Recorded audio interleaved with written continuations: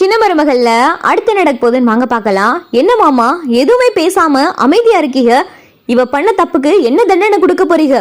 ஊரே தீப்பத்தி எரிஞ்சுக்கிட்டு இருக்கு. உங்களுடைய அமைச்சர் பதவியே என்ன ஆக போகுதுன்னு தெரியல. இன்னும் கொஞ்ச நேரத்துல போலீஸ் கூட இங்க வரலாம். இவ்வளவு பெரிய பிரச்சனையை இவ ஏற்படுத்தி வச்சிருக்கா. இவளுக்கு நீங்க ஒரு தண்டனையும் கொடுக்க மாட்டீங்களா அப்படின்னு சொல்லிட்டு இங்க ஈஸ்வரி பார்த்தா ராஜாங்கத்துக்கிட்ட கேட்க, ராஜாங்கம் பயங்கரமான கோவத்துல உட்கார்ந்து இருக்காரு. மாமா மாமா நான் சத்தியமா சொல்றேன் மாமா, இதுக்கும் எனக்கும் எந்த சம்மந்தமும் இல்லை மாமா. நான் எந்த தப்புமே பண்ணல மாமா. எங்க அப்பாவுக்கு நான் போன் பண்ணவே இல்லை மாமா அப்படின்னு சொல்லிட்டு இங்க தமிழ கடந்து கதறிக்கிட்டு கிடக்க, ராஜாங்கம் பார்த்தா எதையுமே காதல வாங்க மாட்டேங்கிறார். வீட்டுல இருக்கிற எல்லாரும் பார்த்தா தமிழ் மேல பயங்கரமான கோவத்துல இருக்காங்க. ராஜாங்கம் பார்த்தா கோவத்துல எந்திரிச்சு உள்ள போயிடுறாரு. இங்க ரூமுக்குள்ள வந்துட்டு ஈஸ்வரி, ஐஸ்வர்யா, சித்ரா 3 பேரும் கைத்தட்டி சிரிச்சு சந்தோஷப்பட்டுக்கிட்டு இருக்கு. ஆண்டி ஆண்டி எப்படி எப்படி? மாமா மாமா நான் எந்த தப்புமே பண்ணல மாமா. எங்க அப்பா தான் மாமா எல்லாமே பண்ணாரு. நான் எதுவுமே பண்ணல மாமா. என்னைய மன்னிச்சிருங்க மாமா. நான் போன் பண்ணல மாமா. இப்படித்தானே ஆண்டியவ கத்தி கதறிக்கிட்டு கிடக்க அப்படின்னு சொல்லிட்டு 3 பேரும் பார்த்தா பயங்கரமா சந்தோஷப்பட்டு சிரிச்சுக்கிட்டு இருக்காங்க. அந்த வழியா பார்த்தா மலரு ரூம் பக்கமா வந்துகிட்டு இருக்காங்க. என்ன தமிழ் குரல் மாதிரி கேக்குது, அதுவும் ஈஸ்வரியத்த ரூம் பக்கம் தமிழ் குரல் மாதிரி கேக்குது அப்படின்னு சொல்லிட்டு மலரு பார்த்தா ஜன்னல் வழியா எட்டி பார்க்க, அப்ப ஐஸ்வர்யா பார்த்தா தமிழ் மாதிரியே மிமிக்ரி பண்றத இங்க மலர் பார்த்தா பாத்துடுறாங்க. மலர் இதை பார்த்ததுமே மலருக்கு சந்தேகம் வர ஆரம்பிச்சது. எப்படி தமிழ் அச்சசல் தமிழ் குரல் மாதிரியே கிண்டல் பண்ணி தமிழ் அந்த அளவுக்கு கஷ்டப்பட்டுக்கிட்டு இருக்கா? இவங்க 3 பேரும் சிரிச்சு சந்தோஷப்பட்டுக்கிட்டு இருக்காங்க. இது எது தப்பா இருக்கு அப்படின்னு சொல்லிட்டு மலர் பார்த்தா விறுவிறுன்னு சேதுகிட்ட வராங்க. மாமா உங்ககிட்ட கொஞ்சம் பேசணும் அப்படின்னு சொல்லிட்டு மலர் சொல்லவும், மலர் இப்ப நான் பேசுற நிலைமையில இல்ல, நீ கொஞ்சம் போ அப்படின்னு சொல்லி சேது சொல்லவும், மாமா முக்கியமான விஷயம் அப்படின்னு சொல்லிட்டு மலர் சொல்லவும், என்ன முக்கியமான விஷயம் அப்படின்னு சொல்லி சேது கேட்கவும், ரூமுக்குள்ள நடந்த அத்தனை விஷயத்தையும் பார்த்தா மலர் சொல்லவும், இப்ப நீ என்ன சொல்ல வர மலர் அப்படின்னு சொல்லி சேது கேட்கவும், மாமா தமிழ் தான் சொல்றா அவ பண்ணவே இல்லைன்னு. அவ ஒரு விஷயத்த பண்ணிருந்தா பண்ணேன்னு தைரியமா சொல்லிட்டு போயிருவா. இப்படி ஒளிவு மறைவா மறைச்சு வச்சு எதையும் செய்யவும் மாட்டா. அவ இப்படி பொய் சொல்லிக்கிட்டு இருக்கவும் மாட்டா மாமா. அவ பொய் சொன்னாதான், ஆனா குழந்தை விஷயத்தை தவிர மத்த எந்த விஷயத்திலயும் அவ பொய் சொன்னதே கிடையாது. இப்ப அவ இந்த அளவுக்கு நான் பண்ணல, அவங்க அப்பாவுக்கு போன் பண்ணலைன்னு அவ்வளவு தூரம் சொல்றாளே மாமா, அதை நீங்க ஏன் நம்ப கூடாது? எனக்கு என்னமோ அந்த ஐஸ்வர்யா தமிழ் மாதிரியே மிமிக்ரி பண்ணி தமிழ் குரல்ல பேசியே அவங்க அப்பாவுக்கு ஃபோன் பண்ணி, ஏன் மாமா இத்தனை விஷயத்தையும் செஞ்சிருக்க கூடாது? தமிழ் இங்க கஷ்டப்பட்டு அழுதுகிட்டு இருக்கா. வீட்டுல இருக்கிற எல்லாரும் மாமாவுடைய அமைச்சர் பதவிக்கு என்னாவோ, அடுத்து என்ன நடக்க போகுதுன்னு சொல்லி வருத்தப்பட்டுக்கிட்டு இருக்காங்க. ஆனா இந்த ஐஸ்வர்யா, ஈஸ்வரியத்தை, சித்ரா 3 பேரும் சந்தோஷப்பட்டு சிரிச்சுக்கிட்டு இருக்காங்க. இதுல ஏதோ ஒண்ணு இருக்கு மாமா அப்படின்னு சொல்லிட்டு மலர் சொல்லவும், என்ன பண்ணலான்ற மலருப்பு அப்படின்னு சொல்லி சேது கேட்கவும், நீங்க அந்த ஐஸ்வர்யா பிடிச்சி கேட்டீங்கன்னா அவ எல்லா உண்மையும் சொல்லிடுவா.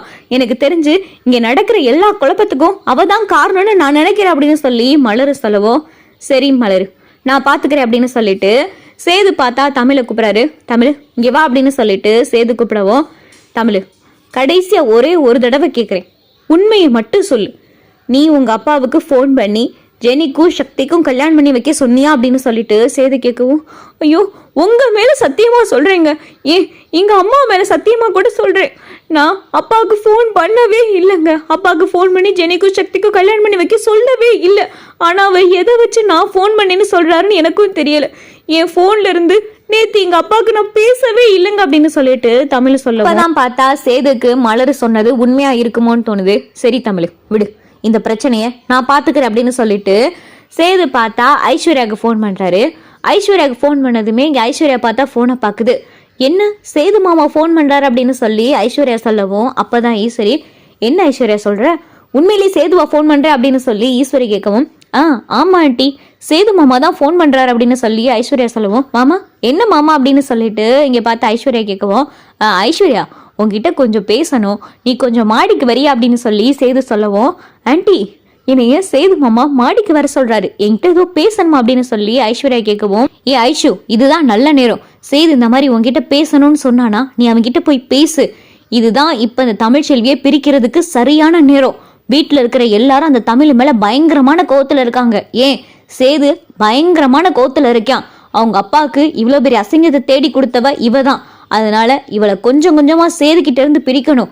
மொத்தமா இவளை வீட்டை விட்டு துரத்த முடியலைனாலும் கொஞ்சம் கொஞ்சமா இந்த வீட்டுக்குள்ள வச்சே சேதுகிட்ட இருந்து அவளை பிரிக்கணும். நீ போய் சேதுகிட்ட நல்லா பேசு, முடிஞ்சா சேதுக்கிட்ட எவ்வளவு நேரம் உன்னால பேசி பழக முடியுமோ உனக்கு கிடைக்கிற வாய்ப்பெல்லாம் பயன்படுத்திக்க அப்படின்னு சொல்லிட்டு ஈஸ்வரி சொல்லவும் சரி ஆண்டி அப்படின்னு சொல்லி வேகமா பார்த்த ஐஸ்வர்யா சேது ரூமுக்கு போகவும் மாம்ஸ் கூப்பிட்டீங்களா மாம்ஸ் அப்படின்னு சொல்லிட்டு ஐஸ்வர்யா கூப்பிடவும் ஐஷு உங்ககிட்ட ஒன்று கேட்கணுமே அப்படின்னு சொல்லிட்டு சேது கேட்கவும் சொல்லுங்க மாம்ஸ் என்ன என்கிட்ட என்ன கேட்கணும் அப்படின்னு சொல்லி ஐஸ்வர்யா கேட்டுக்கிட்டே இருக்கேல சேது பார்த்தா ரூமு கதவெல்லாம் பூட்ட ஆரம்பிச்சிடாரு. மாம்ஸ் எதுக்கு இப்போ ரூமு கதவெல்லாம் பூட்டுறீங்க அப்படின்னு சொல்லி ஐஸ்வர்யா சொல்லவும் அதெல்லாம் ஒன்றும் இல்லை ஐஸ்வர்யா உண்மையிலேயே உனக்கு என்னை பிடிக்குமா அப்படின்னு சொல்லி சேது கேட்கவும் ஆகா என்னடா இப்படியெல்லாம் கேட்குறாரு. எனக்கு உங்களை ரொம்ப பிடிக்கும் மாம்ஸ், உங்களை எனக்கு ரொம்ப ரொம்ப பிடிக்கும். ஏன் சொல்ல போனா நான் இந்த வீட்டுக்கு வந்ததுக்கப்புறம் உங்களை நான் நிறைய தடவை சைட் அடிச்சிருக்கேன். நான் இந்த வீட்டுக்கு வந்ததுக்கப்புறம் உங்களுக்கு மட்டும் கல்யாணம் ஆகாமல் இருந்துச்சுன்னு வைங்களேன், நீங்கள் அந்த தமிழ் செல்வியை டிவோர்ஸ் பண்ணியிருந்தீங்கன்னு வைங்களேன், நானே உங்களை கண்டிப்பாக கல்யாணம் பண்ணியிருப்பேன் அப்படின்னு சொல்லிட்டு ஐஸ்வர்யா இந்த அளவுக்கு பேசவும் அப்போ தமிழை வீட்டை விட்டு துரத்தி விடலான்றதுக்காகத்தான் நீ தமிழோட அப்பாவுக்கு ஃபோன் பண்ணியா அப்படின்னு சொல்லிட்டு சேது சொல்லவும் இங்கே ஐஸ்வர்யாவுக்கு பார்த்தா பேய் அரைஞ்ச போன மாதிரி ஆயிடுது. சொல்லு, நீ தானே தமிழோடைய அப்பாவுக்கு ஃபோன் பண்ணி தமிழ் குரல்ல பேசுனது அப்படின்னு சொல்லி சேது சொல்லுவோம். மாம்ஸ் அதெல்லாம் இல்லை, யார் உங்களுக்கு இதெல்லாம் சொன்னா? நான் கிடையவே கிடையாது, நான் வெளியே போறேன், கதவை தருங்க அப்படின்னு சொல்லிட்டு ஐஸ்வர்யா கடந்து பதறவும் தப்பு பண்ணலைன்னா எதுக்குடி பதற அப்படின்னு சொல்லி சேது கேட்கவும் என்னப்ப நீங்களா கூப்பிட்டு வச்சு என்னென்னமோ சொல்லிக்கிட்டு இருக்கீங்க, எனக்கு எதுவுமே தெரியாது அப்படின்னு சொல்லிட்டு ஐஸ்வர்யா சொல்லவும் இங்கே சேது பார்த்தா கண்ணத்தை சேர்த்து ஓங்கி ஒரு அறை விட்டுறாரு. ஓங்கி ஒரு அறை விட்டது மட்டும் இல்லாம கழுத்தை பிடிச்சு நெருக்க ஆரம்பிச்சிரு. உண்மை சொல்லு, நீ தானே தமிழ் மாதிரி குரல்ல பேசி அவங்க அப்பா கிட்ட ஜெனிக்கும் சக்திக்கும் கல்யாணம் பண்ணி வைக்க சொன்னது, அதுவும் எங்க அப்பா இந்த மாதிரி பண்ண சொன்னாருன்னு எல்லா வேலையும் பார்த்தது நீ தானே. நீ மட்டும் பண்ணிருக்க மாட்ட, உன் பின்னாடியும் ஒருத்தவங்க இருந்திருப்பாங்க.